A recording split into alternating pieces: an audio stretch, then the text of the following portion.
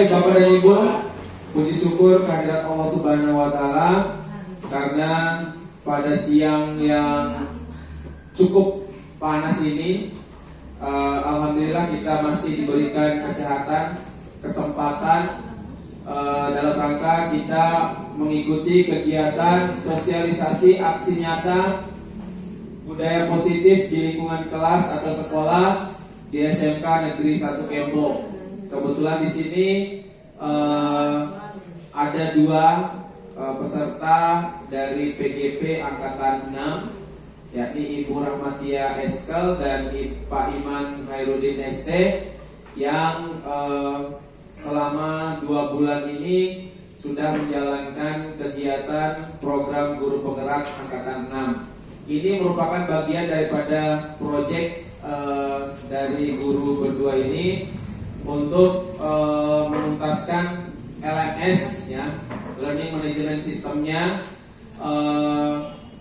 selama 6 bulan ke depan. Jadi rekan berdua ini harus diberi motivasi supaya bisa menyelesaikan PGP ini dengan predikat dan mendapatkan predikat lulus. Jadi Bapak dan Ibu yang saya banggakan dan saya hormati, siang ini kita akan mendengarkan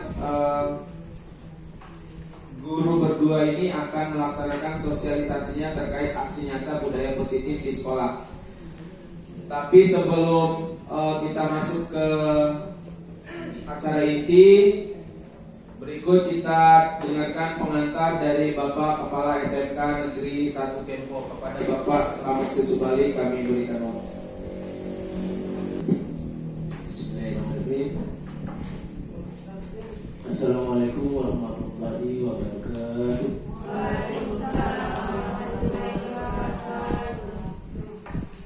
Yang terhormat Bapak Wakil Kepala Sekolah, yang terhormat Bapak Ibu guru yang alhamdulillah ini masih bertahan di SMK, di kantor SMK 1 Kempo, menunggu jadwal esensi. Yang terhormat Bapak Ibu calon guru penggerak GBI Angkatan 6. Alhamdulillah kita panjatkan puji syukur kepada Allah Subhanahu wa Ta'ala yang telah melimpahkan rahmat, hidayah serta inayahnya sehingga hari ini masih kita diberikan kekuatan untuk beraktivitas. Sholawat dan salam kita sampaikan kepada Baginda Rasul Nabi besar Muhammad SAW yang sudah memberikan tauladan bagi kita. Bapak Ibu, ini program guru penggerak memang sampai sekarang sudah ada 6. Jadi programnya itu menyeluruh, bukan hanya untuk KBM tapi keseluruhan, termasuk sistem manajemennya. Maka dari itu di aturan yang terbaru kalau tidak salah nomor 40 Permendikbud itu, seorang guru GB kalau sudah punya sertifikat itu bisa langsung diangkat menjadi kepala sekolah. Makanya yang dipelajari ini selain KBM di kelas, masalah sistem di sekolah itu harus tahu, sehingga dalam beberapa bulan itu pelajaran manajemen juga ada. Ya tentu saja ditambah lagi kemarin kayak Bu Tia malah pernah tes calon kepala sekolah, kalau dijadikan satu sinkron di situ. Jadi setelah saya lihat pelajaran di calon GB, nyatanya betul di situ mempelajari sistem di sekolah, pembelajaran kondusif yang bagaimana dengan keadaan yang pandemi ini.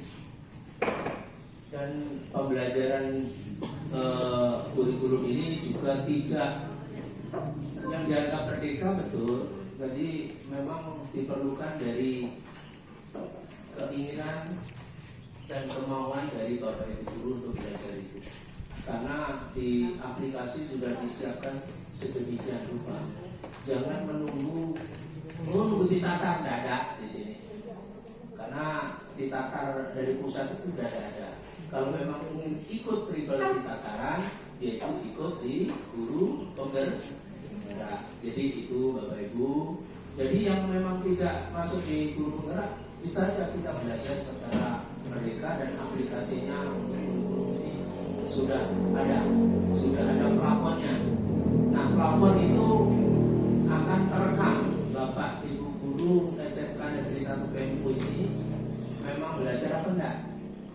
Jadi sudah terekam. Kalau Bapak Ibu sudah masuk di launching sesuai dengan email belajar ID-nya yang sudah ada, insya Allah itu ada. Makanya saya sering upload, kalau ingin nambah silakan, ada yang webinar gratis, ada yang bayar, itu sama dengan diklat.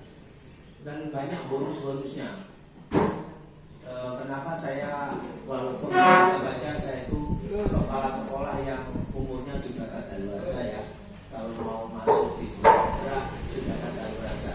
Tapi kalau untuk pengembangan sekolah apa boleh juga, karena saya masih aktif di situ. Jadi sekali lagi SMK Negeri 1 Kempu saya tidak mau ketinggalan jurusan yang begitu. Walaupun dikatakan SMK Kempu itu kelihatan sekolahnya terpencil, bukan masalah sekolahnya sekarang, sekolah di mana saja. Jadi terekam di situ Bapak Ibu. Kemarin kenapa LPMP terekam, mana yang sudah pernah logik, mana rapot mutu yang sudah terekam atau tidak. Begitu juga tentang akreditasi. Akreditasi sekarang Pak Jum, kalau kita tidak mau malah kita dianggap mau. Jadi walaupun ada perpanjangan tetap kita Jadi Bapak Ibu kegiatan yang begini ini jangan disamakan seperti ini. Kalau seperti dulu ya nunggu aja ambilan dari pusat, tergantung dari kepala dinasnya gitu. Jadi sekali lagi Bapak Ibu, marilah mumpung ada guru penggerak di sini, saya tambah guru penggerak banyak tambah senang, sehingga program sekolah tahu bagaimana itu. Begitu juga kalau kita sekarang ke SMKPK, karena SMKPK orientasinya bukan fisik sekarang, yaitu penerapan kurikulum. Kalau memang GP-nya banyak, insya Allah kalau kita menuju untuk ikut SMKPK itu tidak terlalu sengsara untuk itu, karena sudah terekam di situ. Jadi kalau kemarin SMK CUE PK memang itu keseluruhan ya. Memang sempat kita itu Pak Jum sama tim membuat proposal untuk SMK PK-nya. Alhamdulillah sampai kita wawancara, saya kira wawancara itu aja. Nyatanya ada hal tertentu yang dilihat, bukan hanya itu saja. Apakah kita punya tanggungan yang belum diselesaikan, ada yang berkenaan dengan pusat. Jadi sekali lagi Bapak Ibu, jika GP-nya banyak di sekolah ini, walaupun sekolah yang ada pelosok, insya Allah bisa itu terang untuk ke depannya. Jadi kita bersaing jangan berpatok sama sekolah di kota sekarang. Kita bersaing sendiri aja, apalagi SMK. SMK itu perlu terobosan antara SMK satu dengan SMK lain, punya kompetensi masing-masing. Tidak mesti harus di kota. Kalau kita mampu untuk lebih dari yang lain, tapi tentu saja itu perlu upload. Ini kita sebagai guru merasa atau mempunyai ilusi bahwa kita mengontrol murid. Kita sebagai guru merasa bahwa kita mengontrol murid. Yang kedua, kita memiliki ilusi bahwa semua penguatan positif, efektif, dan bermanfaat. Maksudnya di sini adalah kita membujuk, merayu siswa atau murid itu akan berdampak langsung ke siswa, atau siswa mau langsung mendengarkan apa yang kita katakan. Kemudian ada kontrol yang ketiga, yaitu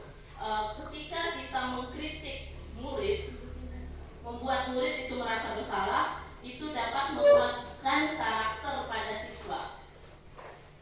Nah, itu maksudnya teori kontrol yang ada dalam pikiran kita biasanya seorang guru. Kemudian yang keempat, bahwa ada ilusi orang dewasa memiliki hak untuk memaksa. Mungkin tidak semua kita seperti itu, tetapi rata-rata mungkin kita akan merasa seperti itu tanpa kita sadari, Bapak Ibu. Nah, kira-kira menurut Dr. William Glasser ini, sesuai teori kontrol ini, kira-kira perasaan seperti itu sudah benar atau tidak? Nanti kita temukan jawabannya. Salah sebaiknya. Nah, oke, lanjut. Nah, sekarang adalah perubahan paradigma belajar. Nah, sebelum kita ke teori kontrol itu sebenarnya adalah ada teori stimulus respon namanya. Kalau stimulus respon, apa bedanya sama teori kontrol? Kalau stimulus respon itu kita berpikir bahwa kebutuhan kita sama. Sedangkan menurut teori kontrol, sebenarnya realitasnya kebutuhan kita itu berbeda. Artinya antara apa yang kita inginkan dan siswa inginkan itu berbeda. Belum tentu siswa maunya sama seperti kita. Yang kedua, semua orang melihat hal yang sama menurut stimulus respon. Sedangkan menurut teori kontrol, setiap orang memiliki gambaran yang berbeda. Yang ketiga, kita mencoba mengubah orang agar berpandangan sama dengan kita. Tetapi dalam teori kontrol, kita berusaha memahami pandangan orang lain tentang dunia. Kemudian yang keempat, perilaku buruk dilihat sebagai suatu kesalahan. Sedangkan menurut teori kontrol, semua perilaku itu memiliki tujuan. Jadi anak-anak yang berbuat salah, misalnya kemarin contohnya ada yang mencuri kue ya teman-temannya. Nah, kira-kira tujuan mereka itu apa sih? Nanti kita lihat ada kebutuhan dasarnya. Kemudian stimulus respon, orang lain bisa mengontrol saya, sedangkan teori kontrol hanya Anda yang bisa mengontrol diri Anda. Kemudian saya bisa mengontrol orang lain, sedangkan pada teori kontrol Anda tidak bisa mengontrol orang lain. Stimulus respon selanjutnya, pemaksaan ada pada saat bujukan gagal. Ya, ketika kita sudah tidak bisa membujuk, biasanya kita memaksa ya. Sedangkan pada teori kontrol, kolaborasi dan konsensus menciptakan pilihan-pilihan baru. Jadi ada kesepakatan. Kemudian stimulus respon yang terakhir, bahwa model berpikir di sini ada yang menang atau kalah. Jangan sampai kita berpikir, oh saya sudah menang sebagai guru, sedangkan siswa saya sudah kalah karena dia salah. Tetapi pada teori kontrol yang seharusnya adalah model berpikir menang-menang. Menang-menang. Nah, ini adalah disiplin positif. Disiplin positif ini sudah kita lakukan di sekolah kita, dan semoga ke depan kita bisa bekerja sama untuk tetap melaksanakannya sampai akhir zaman, sampai hal-hal yang baik itu menjadi budaya positif buat kita. Contoh yang pertama, contohnya mencium tangan dulu. Jadi ini contoh di kelas, tapi mungkin untuk contoh di sekolah, mungkin pagi hari setelah kita sampai di sekolah, mungkin kita berdiri dulu di depan gerbang, ya kita menunggu anak-anak kita masuk. Walaupun memang kita bisa merencanakan itu, walaupun kita tidak sesempurna itu, tapi kita tetap berusaha pada itu. Kemudian sholat zuhur berjamaah ini yang baru cuma sekali ya Pak Iman dilaksanakan, akhirnya terhenti. Ayo Pak Iman, kita mulai lagi didukung teman-teman yang lain, Pak Arif, Pak Muhlis. Kemudian ada ini penanaman atau penghijauan. Sebentar lagi musim hujan, walaupun pagarnya kita mungkin belum aman. Kemudian ini kegiatan bulan cinta laut, kemarin pembersihan sampah di dermaga. Kemudian ini ada pemberian sampah di kelas. Itu mendukung program Pak Jum Afriyadi kemarin yang zero waste Pak Jum ya. Jadi kita sekolah bebas sampah. Yang terakhir adalah imtak yang kita laksanakan setiap hari Jumat. Nah, ini mungkin contoh kecil dari saya. Siapa tahu Bapak Ibu memiliki ide-ide yang lain yang lebih baik.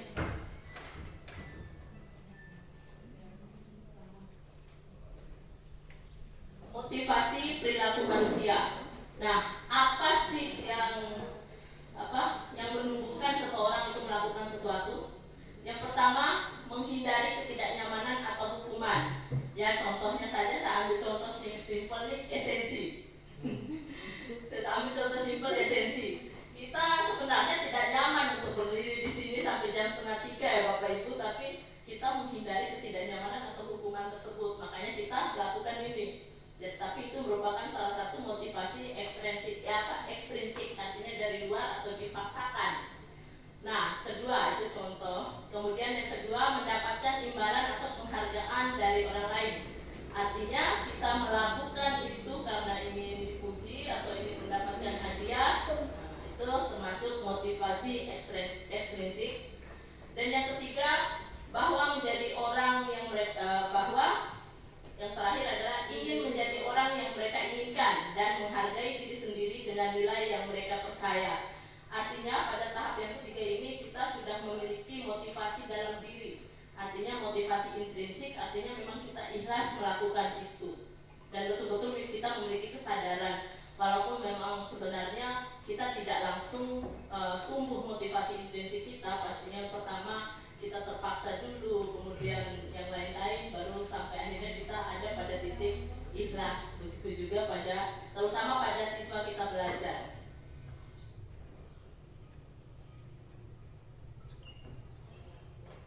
Nah, ini adalah kebutuhan dasar manusia. Seperti yang saya katakan tadi, contohnya persoalan-persoalan yang marak di siswa kita kemarin. Ada yang mencuri kue, ada yang bolos sekolah, ada yang berkelahi, dan lain-lain, banyak sekali. Nah, kira-kira ini sebenarnya dasar kenapa mereka melakukan itu. Jadi mereka itu sebenarnya punya kebutuhan masing-masing.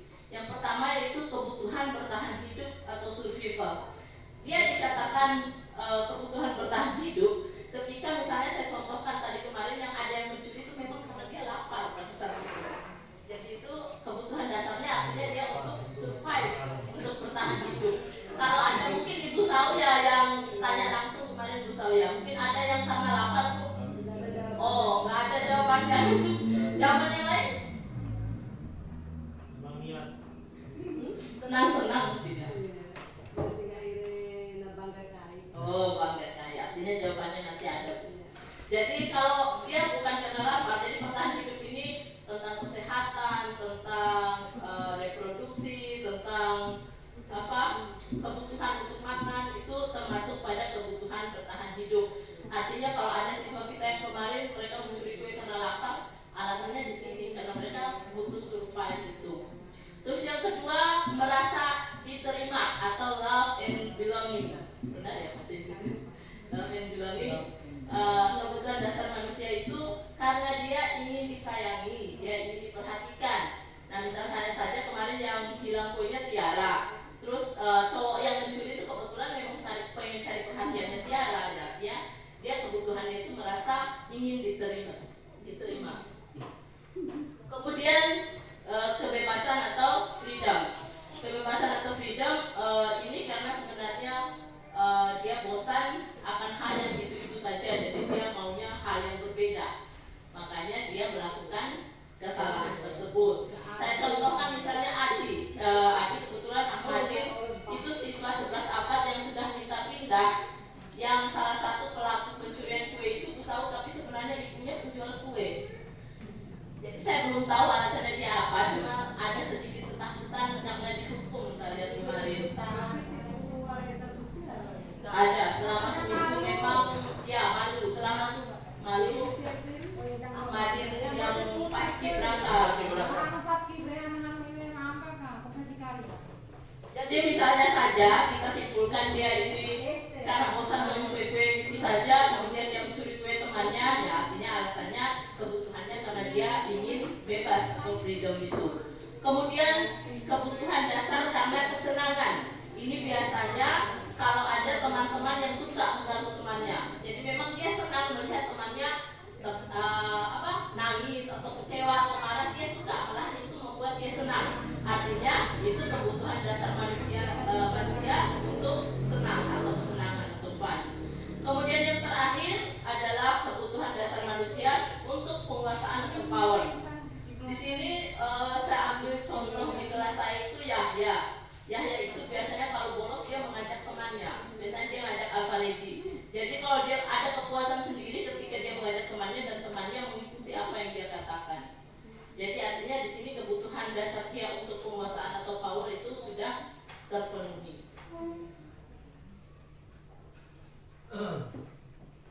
Posisi kontrol restitusi. Di sini posisi kontrol kita sebagai guru, yang pertama ada penghukum, pembuat rasa bersalah, sebagai teman, sebagai pemantau, dan sebagai manajer. Jadi yang terbaik yang dipilih di sini adalah sebenarnya teman, pemantau, dan manajer. Tapi kebanyakan semuanya kita semua itu bahkan masih ada yang sebagai penghukum atau pembuat rasa bersalah. Walaupun itu sudah turun-temurun dari nenek moyang kita, tidak mungkin dihilangkan sekaligus, ya mungkin sedikit demi sedikit nanti Bapak Ibu. Jadi saya bukakan, kita nonton film sedikit. Bukan, Indonesia. Di sini kita sambil mungkin kira-kira mengoreksi diri kita di posisi mana nanti. Volumenya nggak ada.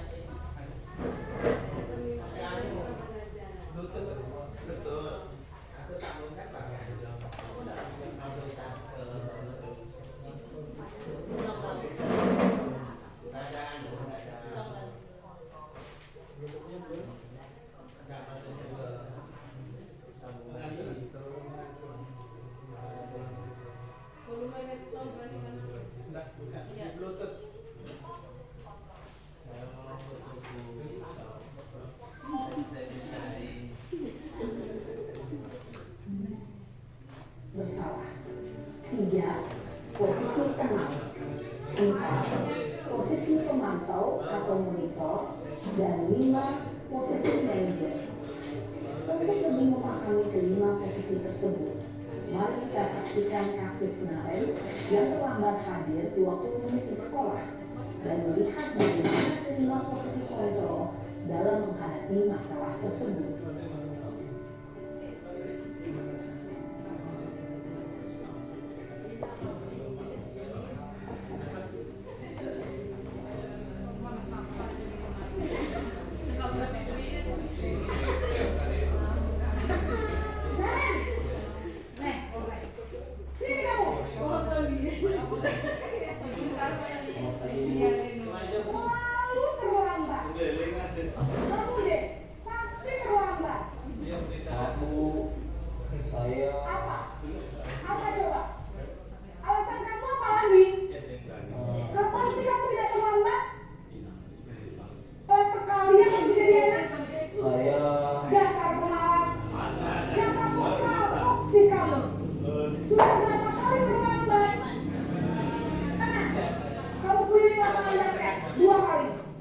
Kenapa saya harus pilih lapangan basket, Bu?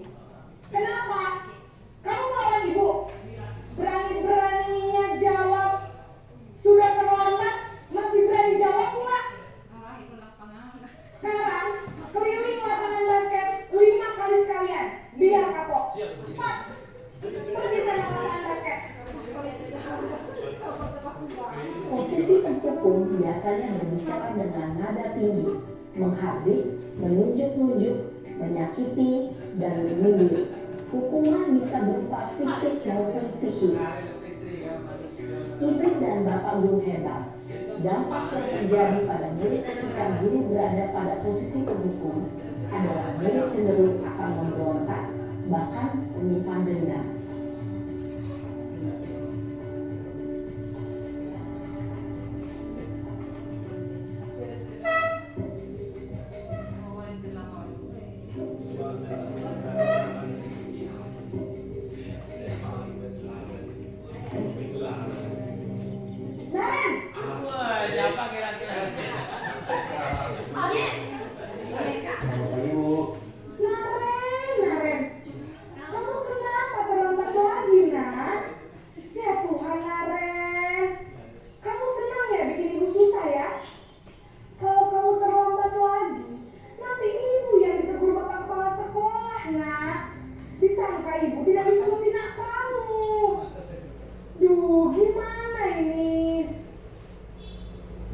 Maaf, Bu.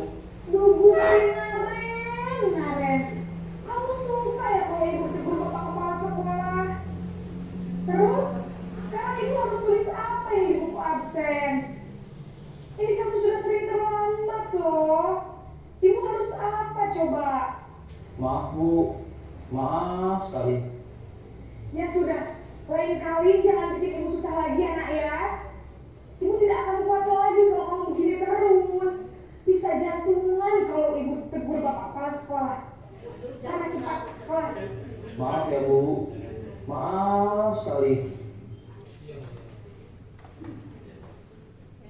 Posisi pembuat rasa bersalah berbicara dengan nada tenang, cenderung lembut. Namun kata-kata yang diutarakan membuat murid merasa menjadi orang yang gagal, memandang buruk dirinya sendiri, merasa tidak berharga, dan tidak sanggup membahagiakan orang lain. Ketika guru mengambil posisi pembuat rasa bersalah, murid akan menganggap dirinya yang bersalah dan ia akan menyimpan emosi negatif tersebut di dalam dirinya.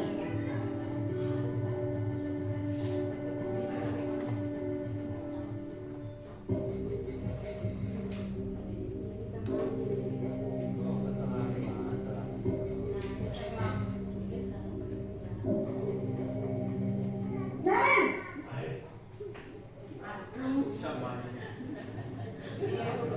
Selamat pagi Bu. wah sudah jam berapa ini nak? Terlambat lagi ya sayang. Iya Bu, habis ibu saya lupa bangunkan saya Bu. Kamu malah menyalahkan ibu kamu. Kamu bukannya anak yang larinya paling kencang. Kok terlambat sih? Iya Bu, saya memang terlambat bangun tadi. Jadi biarpun saya lari kencang, tetap gak kekejar Bu. Ya sudah sana. Nanti lain kali larinya lebih kencang lagi ya. Biar gak terlambat lagi. Bikin seneng ibu. Demi ibu. Bisa kan? Bisa lah Bu. Ya sudah sana masuk kelas. Ibu beresin urusan absen kamu. Kamu ini ada-ada saja. Terus si teman, guru berbicara dengan nada suara ramah, cenderung bersedia gurau untuk menjaga suasana tetap santai. Murid akan merasa senang, aman, dan akrab dengan guru. Identitas yang tercipta adalah identitas sukses atau berhasil. Namun, perlu diingat, karena ini masih dorongan eksternal, maka ada faktor ketergantungan dari murid kepada orang tertentu. Di sini guru aksennya, sehingga di lain waktu murid bisa berperilaku baik, namun hanya kepada orang-orang tertentu saja.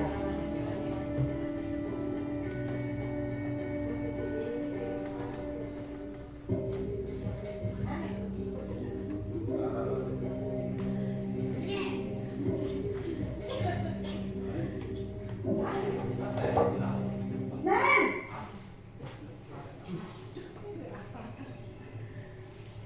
Selamat pagi Bu. Naren, apa peraturan sekolah kita tentang jam berapa kita harus masuk sekolah, nak? Kita harus di sekolah jam 7 Bu. Iya betul, sekarang sudah jam 7.20. Naren sudah tahu konsekuensinya jika terlambat hadir.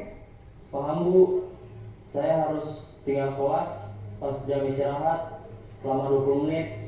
Iya benar, konsekuensinya demikian. Jadi nanti jam 9.30 pas istirahat, kamu harus tinggal di kelas, kerjakan tugas tambahan untuk ketertinggalan kamu, ya? Baik Bu. Posisi pemantau mengandalkan penghitungan atau data untuk mengontrol murid. Guru mengarahkan murid berdasarkan peraturan dan konsekuensi. Seorang pemantau menunjukkan bahasa tubuh dan ekspresi wajah yang datar dan cenderung formal.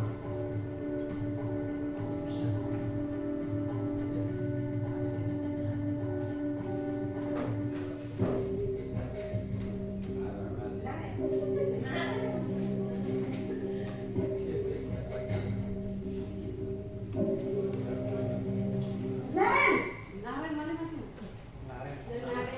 Jangan tulis Naren ya. Selamat pagi Bu. Selamat pagi, Naren. Maaf Bu,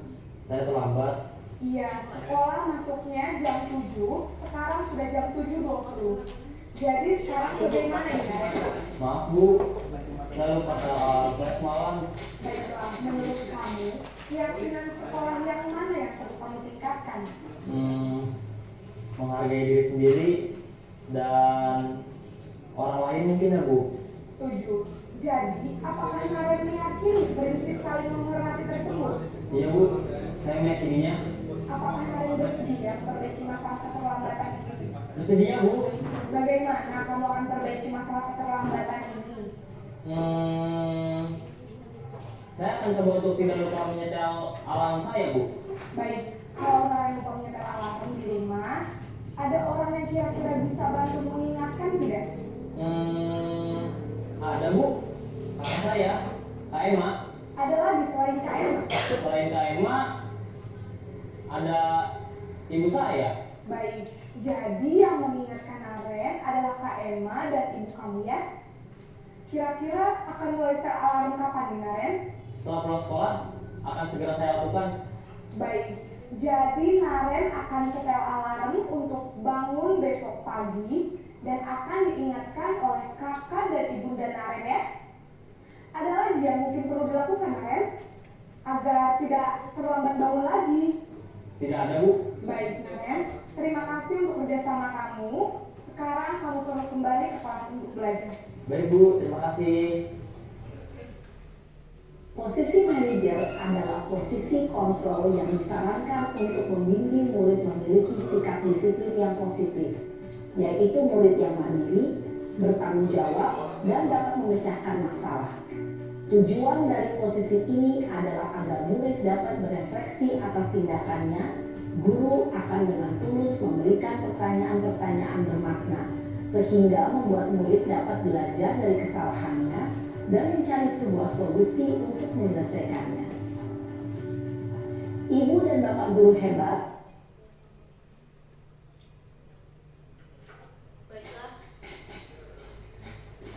Tes. Baiklah Bapak Ibu guru, tadi sudah ditampilkan 5 posisi kontrol yang biasanya kita ambil, dan mungkin dari kelima posisi kontrol itu kita sudah punya bayangan, oh saya ini seperti ini ternyata. Dan untuk selanjutnya akan saya serahkan ke rekan saya Bapak Iman Hairudin SD untuk membahas tentang keyakinan kelas dan segitiga restitusi. Terima kasih. Assalamualaikum warahmatullahi wabarakatuh. Bismillahirrahmanirrahim.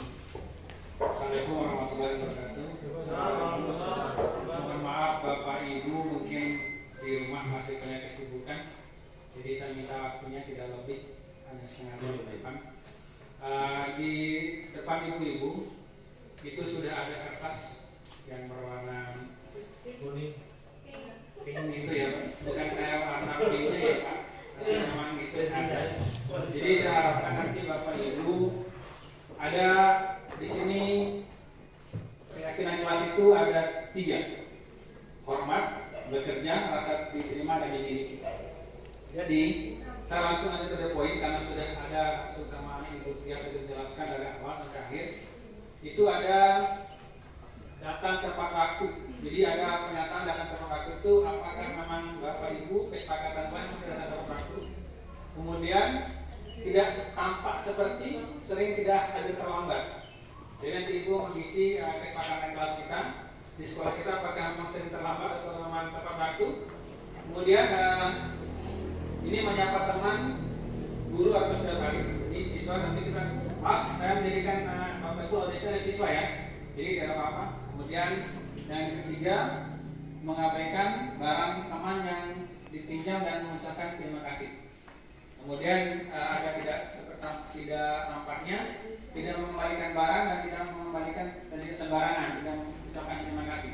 Salah satunya seperti itu. Kemudian bekerja, tampak seperti tekun bekerja dan menyimak guru. Kemudian ada tidak mendengarkan guru, acuh-acuh. Kemudian menyerahkan tugas tepat waktu, tugas tidak diberikan. Kemudian memberikan hasil terbaik. Kemudian asal-asalan mengerjakan tugas. Jadi ada pilihan. Jadi ibu nanti memilih itu di atasnya hormat, kemudian bekerja atau rasa diterima dan dimiliki. Kemudian ada ini yang bawah melibatkan semua anggota kelompok, kemudian memberikan kata-kata atau memberikan membesarkan hati bila tidak kita berhasil menjenguk atau menanyakan kabar teman yang kurang sehat atau sedang mendapatkan musibah. Itu nampak seperti kalau tidak tampak itu memunculkan salah satu teman kita marah atau iri kepada atas keberhasilan teman kita, kemudian acuh-acuh terhadap teman yang kurang sehat atau mendapat musibah. Jadi saya harapkan ibu bapak ini sebagai audis ada siswa saya tolong memilih 3 keyakinan kelas ini yang mana bapak ibu biasa lakukan. Jadi yang tampak atau tidak tampak. Jadi nanti setelah itu bapak tuliskan salah satunya, kemudian mohon ditempel ke kesepakatan kelas kita supaya saya bisa tahu yang mana. Jadi pengelompokan ada 3 bapak ibu ya. Kalau yang manual sebelah kiri dan tengah itu bekerja, dan 3 itu adalah rasa diterima dan dimiliki. Mohon langsung diuji, langsung ditulis, nanti langsung ditempelkan Pak. Kurang jelas Pak? Itunya hijau Pak, kurang besar.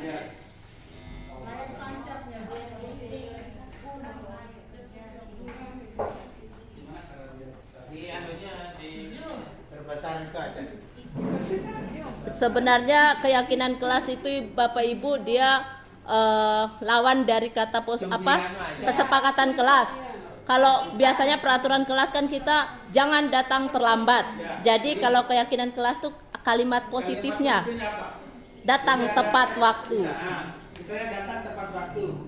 Saya terlambat datang. Jadi ada kalau kesepakatan kelasnya itu hanya lawan dari apa? Lawan dari kita lakukan. Jadi teks anunya hanya 3, 4, 5 aja. Jadi Bapak misalnya saya terlambat. Maksudnya di mana? Di poin mana? Hormat, bekerja, terus jadi ada lawan dari apa yang kita lakukan. Sebenarnya gini mungkin Pak Iman, kita bikin saja satu sajalah, satu saja kesepakatan kelas yang mau kita buat di kelas kita. Tetapi kalau kesepakatan atau peraturan kelas kan biasanya dia tidak boleh datang terlambat. Kalau tidak boleh kan kayak peraturan kayak dipaksa banget. Nah kalau keyakinan kelas itu dia kalimatnya dirubah ke positif. Jadi dia datang tepat waktu. Kira-kira mana yang lebih bagus didengar Bapak Ibu? Nah, jadi keyakinan kelas itu yang kita ambil kalimat positifnya. Kalimat aktif satu saja. Iya, Mau terserah. ambil datang terlambat. Yang kedua misalnya tidak masuk kelas. Yang ketiga mengeluarkan baju segala macam. Tetapi Iya. 3 poin ini aja. Bapak Ibu ngambil yang mana? Gitu. Bebas kita doh pilih apapun. Maksudnya keyakinan kelas yang mau dibuat. Itu kesepakatan kelas. Biasanya yang ibu lakukan di kelas ini biasanya siswa diapain Bu kalau terlambat? Ya. Dikeluarkan atau dihukum? Pas jam mengajar apa Pas jam mengajar. Mengajar. jam mengajar kan Kesepakatannya gimana? enggak ada kesepakatan. Nah sekarang dibuat. Sekarang kita buat hari ini. Emangnya kesepakatan itu Harus dibuat. Jadi sekarang kita buat, nanti implementasikan di kelas. Kalau Misalnya misalnya gini Pak Imam ya, misalnya di saya kan selalu jam pertama ya. Ya. Anak-anak yang telat itu, kamu kok telat? Oh tadi Pak, Bu, saya dihukum jadi angkat-angkat itu sudah telat masuk. Nah kayak semacam itu artinya kami yang mengajar di kelas itu bisa nggak kasih hukuman lagi? itu makanya buat kesepakatan ini. Bapak Ibu tulis kesepakatan apa yang Ibu berikan kepada siswa ketika terlambat. Biasanya tidak masuk Kayak kelas selama kesempatan 1 jam. antara kita dengan siswa. Kita punya kesepakatan. Jadi sama juga sekarang ibu-ibu keluarkan apa kesepakatan kelasnya. Semangat besar.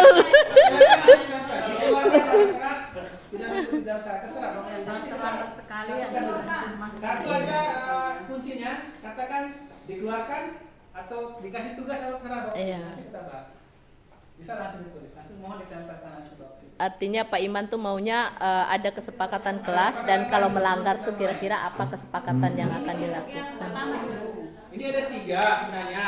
Satu aja Ini kan mungkin. tampak seperti tidak tampak artinya lawannya. Ini positifnya, ini negatifnya, maksudnya Bapak Ibu. Jadi kalau Bapak Ibu misalnya siswa yang tidak hadir, yang terlambat, Iya. dikeluarkan, tidak mengikuti pelajaran saya. Siswa yang tidak pakai sepatu, suruh pulang, seperti itulah. Ada kesepakatan kelas.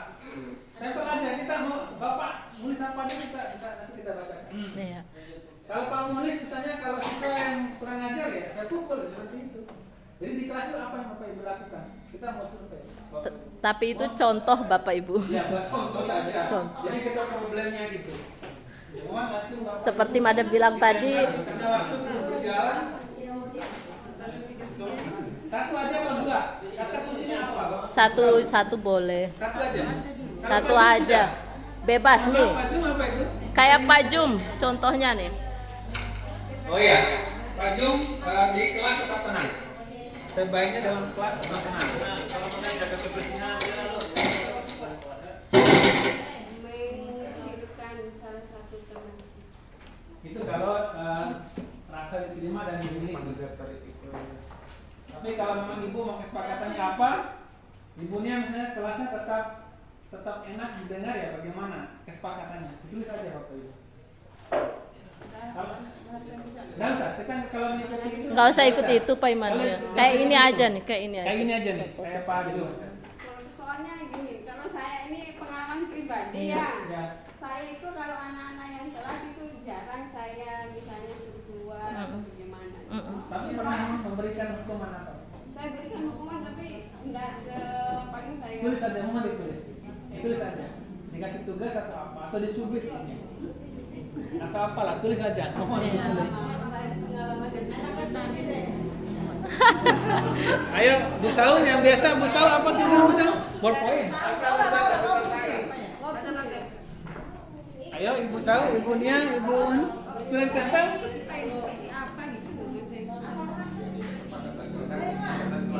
Ya. Antara kita dengan siswa berdua. Ya.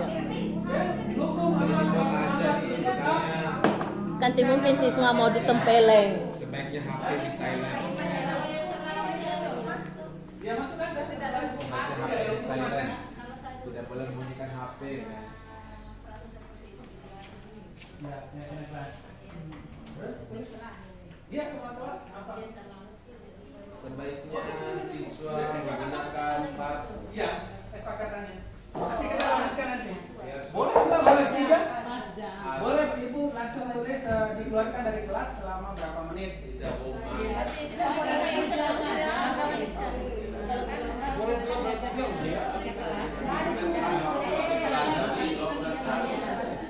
Dia ada apa tulis didenda berapa ribu, 2.000? Ya, saya denda juga. Sama siswanya itu bukan peraturan dari MADA tapi memang peraturan kelas itu sendiri. Iya, tulis. Kelas mana Bu Rama? TPS. Oh iya, Siswanya itu 2.000.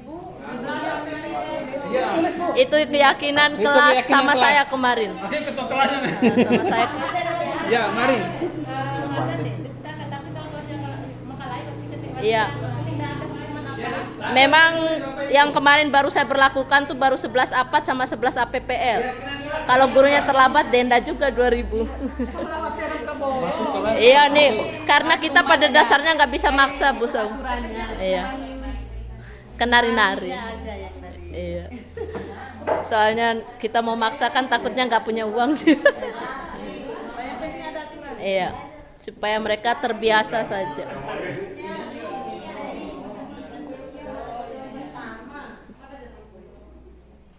Gimana Pak Iman?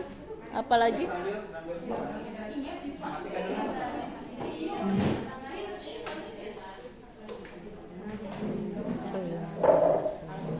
Kira bisa sambil lama? Boleh tak? Sambil.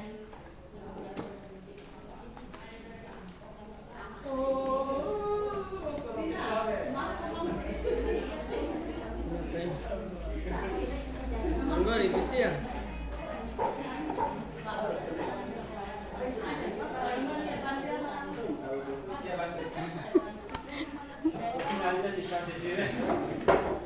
Kultir itu apa buku itu? Baca Ibu. Tes tis. Kultir aja naon. Itu udah kap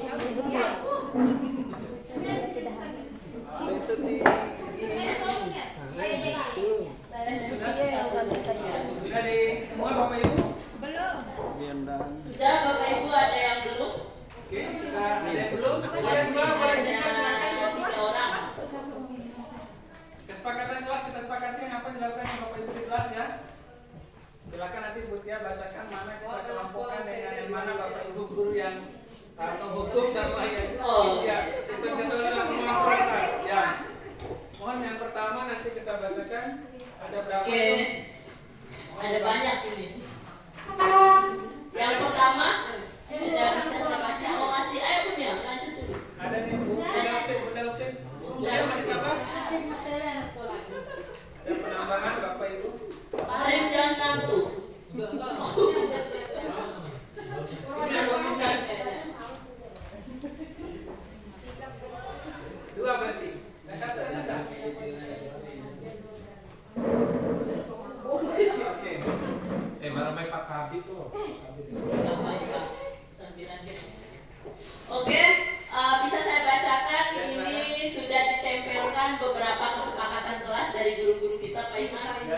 Yang pertama, ini dari Pak Juma Priyadi kayaknya, ini sudah nggak ada namanya jadi saya baca bebas saja. Yang pertama, sebaiknya dalam kelas tetap tenang. Artinya kalau negatifnya itu tidak boleh ribut. Bagaimana Bapak Ibu kesepakatan kita Kalau itu saya bilang tadi puas, kalau peraturan kelas pasti bahasanya tidak boleh ribut. Tapi kalau yang ini sudah benar, keyakinan kelas kita pakai bukan peraturan kelas sebenarnya. Jadi sebaiknya dalam kelas tetap tenang atau tetap tenang saat belajar kayak gitu, itu contohnya.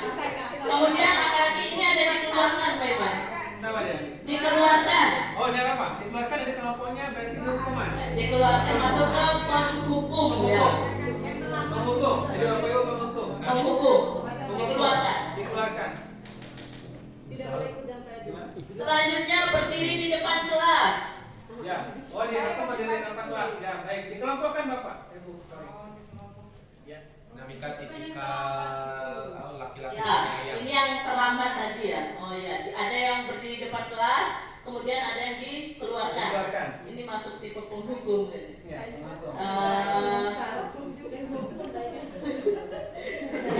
Ini siapa ini? Siswa harus mengerjakan PR. Kalau tidak dicoret dahinya dengan spidol. Penghukum.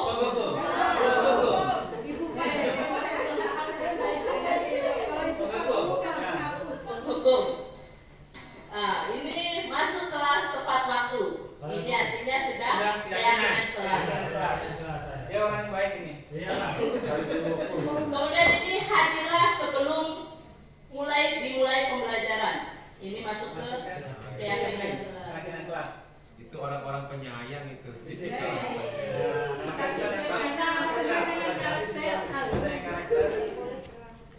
Kemudian ada dinasehati baik-baik.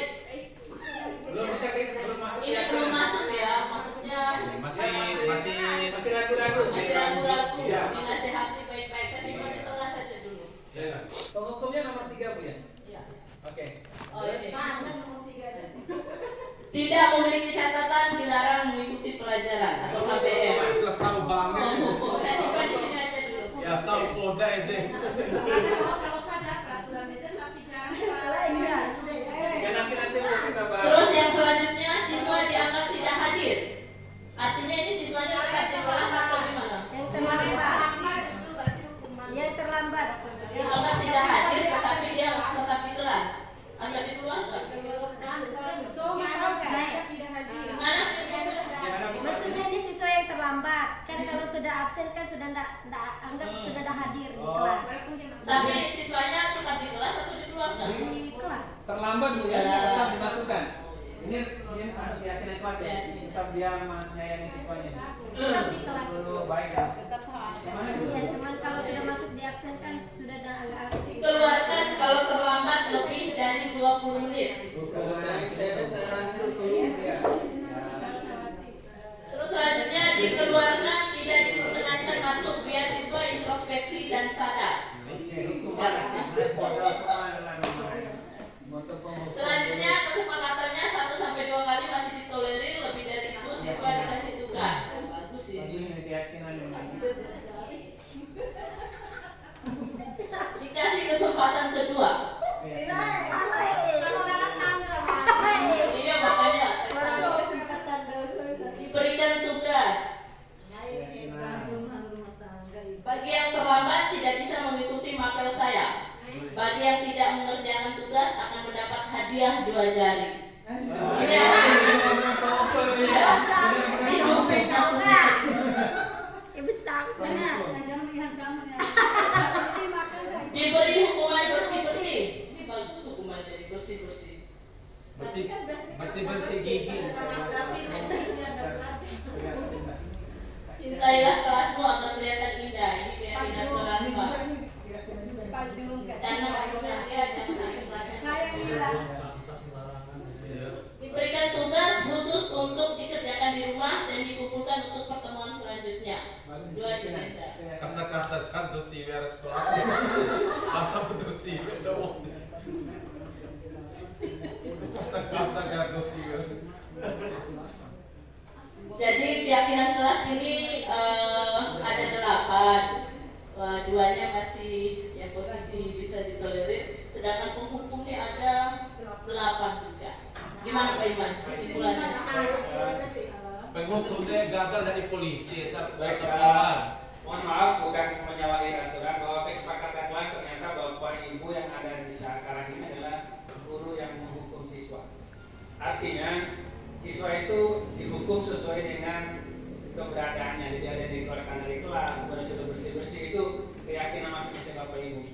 Cuman dari semua kesepakatan kelas ini saya kepengen merefleksikan bahwa kira-kira Bapak Ibu yang melakukannya benar atau tidak keyakinan Bapak Ibu.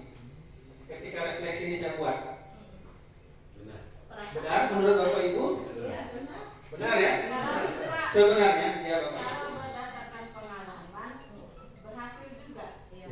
Seperti yang saya itu yang tidak memiliki catatan, kadang kesepakatan awalnya kalau nggak punya catatan nggak bisa masuk. Nah, pada saat hari yang ditentukan kesepakatan dijalankan dan tidak mengikuti aturan itu, akhirnya dari jam, akhirnya dia memilih untuk melengkapi catatan. Artinya kan ada hasilnya itu, ada efek jerahnya. Iya.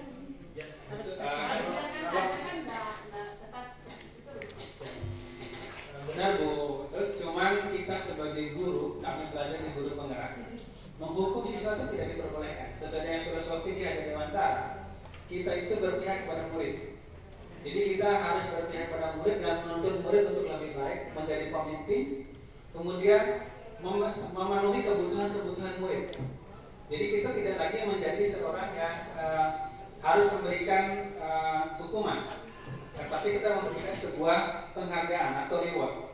Memberikan penghargaan kepada siswa bukan dengan cara memberi hadiah, tapi dengan cara memberikan sebuah wejangan tertentu. Artinya kamu hebat, kamu pintar, itulah yang diberikan. Jadi sekarang kita merubah paradigma kita. Tadi sudah disebutkan oleh Bu Tia bahwa paradigma pembelajaran sekarang itu dirubah. Jadi kita bukan lagi menjadi guru penghukum, tapi menjadi seorang guru yang menjadi kawan, sahabat dan lain-lain, atau menjadi manajerial. Jadi kalau kesimpulan refleksi ini dari banyak yang ditulis Bapak Ibu ini, ternyata di SMK 1 Kempo masih menjadi guru penghukum. Jadi banyak yang menjadi penghukum, jadi guru ini selalu menghukum. Jadi mulai besok atau seterusnya kurangi hukumannya, berikan reward atau berikan sesuatu yang memberikan mereka misalnya terlambat. Masukkan mereka di kelas, pisahkan mereka dengan temannya, jangan disatukan. Kemudian berikan wejangan atau berikan sebuah tugas tertentu supaya mereka tidak kembali terlambat seperti itu. Bapak Ibu bisa kita kesepakati seperti itu. Jadi kesepakatan kelas seperti itu. Begitu juga ketika siswa itu menggunakan sandal jepit atau mengeluarkan baju, itu harus ada kesepakatan. Mohon maaf tuh wali-wali kelas. Setiap wali kelas itu punya kesepakatan bahwa siswa tidak boleh mengeluarkan baju. Jadi nanti Bapak Ibu tolong setelah ini, setelah mendapatkan materi ini, tolong lakukan kesepakatan kelas. Contohnya tidak beri di hukuman kasih uang 2.000, jangan diberi seperti itu. Itu menjadikan beban mereka. Uang jajan mereka terkurangi Bu Bapak Ibu. Mohon maaf. Jadi berikan hanya sebuah hukuman yang kira-kira ringan dan tidak membebankan mereka. Tadi ada pemontoran yang seperti tadi Bu Tia tadi ketika memarahi dan segala macam. Jadi itu ya Bapak Ibu ya. Jadi kesimpulan saya bahwa kita mengelompokkan pembelajaran ini di kesepakatan kelas dan keyakinan kelas. Jadi nanti Bapak Ibu akan membuat sebuah keyakinan kelas. Nah ini ada salah satu video, Bapak Ibu bisa melihat mana posisi kontrol kita di situ. Ya, saya anukan Bapak Ibu, ada sedikit video. Di mana Bapak? Di sini. Sebelum ke video mau nanya Bapak. Ya boleh Pak. Tapi kan memang itu mungkin menurut saya kita harus menyelesaikan juga dengan sosial kulturnya di sini gitu. Tidak bisa menyamaratakan semua gitu. Mungkin yang dari materi dari guru penggerak mungkin bisa mereka ngambil itu secara keseluruhan khususnya di kota-kota besar. Tidak melihat sosial kulturnya di wilayah kita gitu. Kalaupun kita memberikan reward terus tidak memberikan punishment, itu malah melunjak tuh siswa. itu sebagai pengalaman kita semua. Biasanya kita harus kayak gini, baik-baik aja terus. Gimana kalau kita tidak memberikan reward terus dengan tanpa memberikan punishment, tapi siswa itu tidak merubah sikapnya? Gimana solusinya? Ini memang permasalahan kita ini dari ujung Sabang sampai Merauke itu berbeda, Pak. Jadi karakter di sana itu berbeda. Kalau kita terus memberikan punishment, kita memberikan hukuman atau sebuah yang membuat mereka terbebani, kita harus benar kita lihat keberadaan letak geografis. Jadi ada dua, siswa itu berdasarkan kodrat alam dan kodrat zaman. Kodrat alam kita di sini memang alamnya keras, Pak. Kemudian kedua, kodrat zaman. Zaman sekarang siswa itu sudah tidak bisa diatur, Pak. Jadi mereka cenderung mau sendiri. Tapi memang sebagai guru kita tugasnya adalah memahami karakteristik anak, Pak. Jadi membuat misalnya satu kali dia tidak mengikuti, kedua kali kita memberikan sebuah hukuman, betul, Pak? Sesuai dengan karakter. Cuma cara kita sebagai guru penggerak diberi cara adalah solusinya dengan cara mensiasati mereka itu dibagi per kelompok, Pak. Terbagi per kelompok. Kalau memang anak ini memang tidak bisa digunakan dengan satu metode, kasih metode yang lain. Memang, tapi kita hanya harus punya posisi sebagai pengontrol.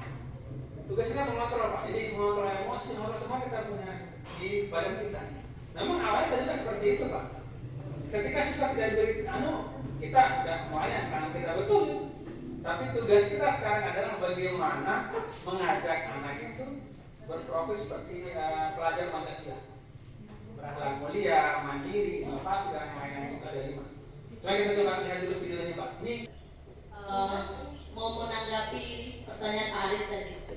Jadi saya setuju sebenarnya sama apa yang disampaikan Pak Arif dan yang disampaikan Ibu Asni. Sebenarnya dari kelima posisi itu tuh nggak bisa jauh dari kita, benar. Terutama saya juga sebenarnya kan kita di guru penggerak memang penghukum dan pembuat rasa bersalah itu tidak boleh ada. Jadi kita minimal jadi teman, pemantau, kemudian manajerial. Tetapi terus terang kita belum bisa menghilangkan itu sekaligus, Bapak Ibu. Jadi yang membuat keyakinan kelas tadi yang beda 2000 termasuk saya itu sebenarnya posisinya penghukum. Tapi saya tidak memaksa. Kalau misalnya mereka memang tidak bisa, ya jangan dipaksa. Kalau tidak ada, tidak dipaksa. Jadi kita ganti dengan peraturan kesepakatan atau keyakinan kelas yang lain. Jadi tidak serta-merta kita menghapus penghukum dan pembuat rasa bersalah itu, Pak Arif. Tapi semoga itu bisa sedikit dihilangkan, karena nanti tujuan kita adalah motivasinya itu dalam dirinya atau intrinsik. Saya kira seperti itu. Mungkin materi dari kita sudah selesai, Pak, ya. Cuma semoga sosialisasi kami hari ini pokoknya memicu keinginan Bapak Ibu untuk mendaftar menjadi calon guru penggerak. Nanti juga kami akan membuat komunitas praktisi. Komunitas praktisi itu artinya siapa yang mau bergabung untuk tujuan-tujuan atau visi-misi yang baik untuk sekolah. Nah, untuk persiapan akreditasi juga Pak Jum, kita kan nggak pernah memang merancang visi-misi ya. Di situ juga kita bisa rancang bersama dan cara kerjanya juga sudah jelas. Terima kasih.